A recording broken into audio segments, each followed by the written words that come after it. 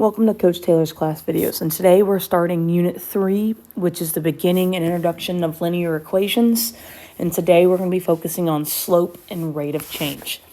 So the first thing we need to talk about is we need to talk about what in the world linear equations mean and what they look like.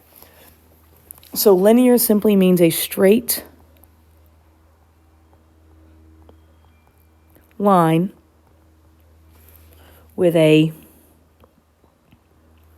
steady rate of change.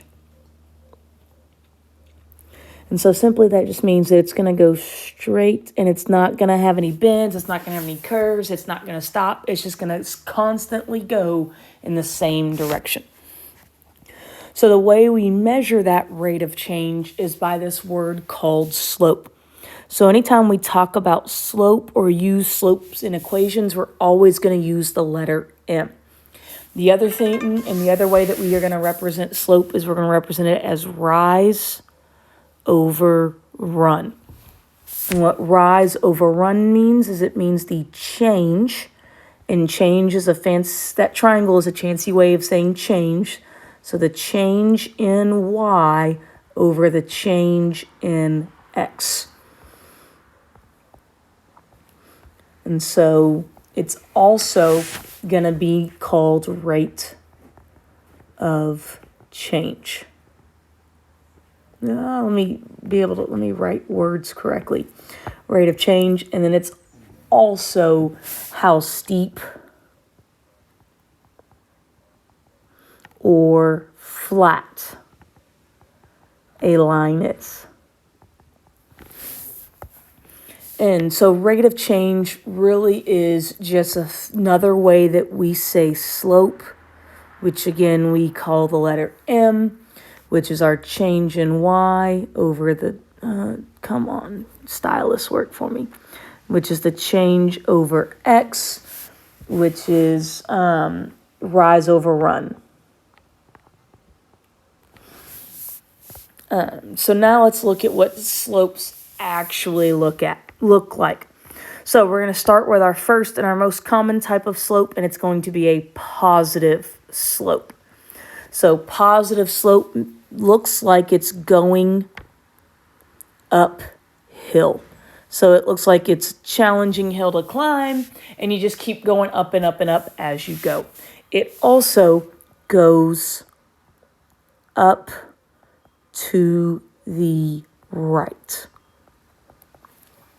The other kind of slope we have is the opposite, or negative. And negative slope means you're going downhill. It also means that it's down as it goes right. And then we have two special cases of slope that we're going to look at in much more detail later. But this first one is our zero slope. Our zero slope is going to be horizontal, or you can think of it as flat. And what we know about a zero or a horizontal slope is that when we calculate our slope or we count it, it's going to be a zero on top of our fraction, or it might look something like 0, -2. But that 0 is always going to be on the top when we have zero slope. Our other special case, our other special scenario, let me fix my color real quick. Sorry about this. Is we have an undefined. D-E-F-I-N-E-D, undefined slope. So our undefined slope is going to go up and down, and it's going to be a vertical line. What makes this undefined is the 0 goes on the bottom of the fraction. And if that 0 goes on the bottom of the fraction, that is what turns it into undefined. And again, we're going to look at these much more later in the unit, but I just want you to see them so you kind of know what they look like. So to find slope from a graph, we use our handy dandy rise over run. Rise is going to be the y-axis. Run is going to be the x-axis. And these two things equal m, or our slope. The other way that we think about slope is we think about the change. I'm going to put change in parentheses. The change in y over the change in x. And so we want to see how much does it change on the x-axis versus how much does it change on the y-axis. And so that's what we're looking for, and that's what we're trying to figure out. So for me, at the end of the day, I go left to right when I read a graph. So I'm going to start at the point on the left, and I'm going to count to the point on the right. And there's two different ways that you can do this, and I'm going to show you both ways. So again, rise equals y, run equals x. So y is up and down, x is left and right. So I'm going to see how far up and down this line goes. 1, 2, 1, 2. Why are you doing this to me, stylus? 1, 2, 3, 4. So 4 is my rise. And because it's going up, it's going to be a positive rise. Now I'm going to count my run. 1, 2, 3, 4, 5. So 5 run. And so when we write our slope, we write it as rise over run. So it's going to be 4 over 5. And so 4 over 5 is my slope for this line. So that is one way you can do slope. You can also count it on the other side of the line. So I would count my run first. 1, 2, 3, 4, 5. So I'd have 5 run. And then I would count my rise last. 1, 2, 3, 4 for a rise of 4. It still gets me 4/5 m, and we're still good to go. So now let's look at our next example, our next line. Again, I'm going to go left to right, and I'm going to do rise over run. So we're going to go 1, 2, 3. Now I had to count down, so that tells me that my rise is going to be negative. And then I need to count my run.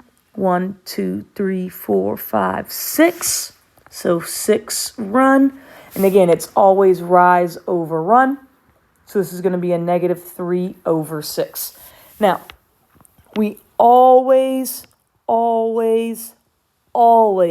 need to simplify fractions. We also like improper fractions, which means we want 5 over 4, not 1 1/4. So we always want a fraction, and we always want just a numerator and a denominator. So if I'm going to simplify this, I'm going to keep the negative. And I know that I can divide 6 by 3. So my slope is going to become a negative 1/2. And just a real quick fractions note to make sure we understand.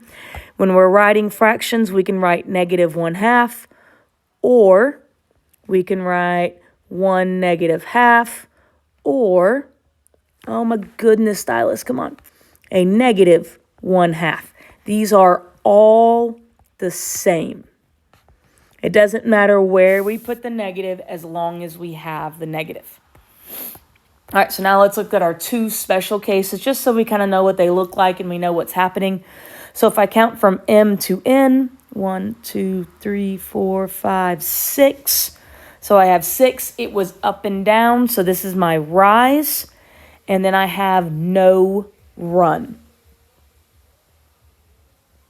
And so if I have no run, that means my run equals 0. So we go rise over run, which is 6 over 0. And because that 0 is in the denominator, I automatically know this is an undefined line. And so slope is undefined. Let's look at this last one real quick. 1, 2, 3 is my run because we said run is left to right, which means I have 0 for my rise, which turns into a 0 over 3 for slope. So that means my slope is in fact 0. And so that is how we do slope from a graph.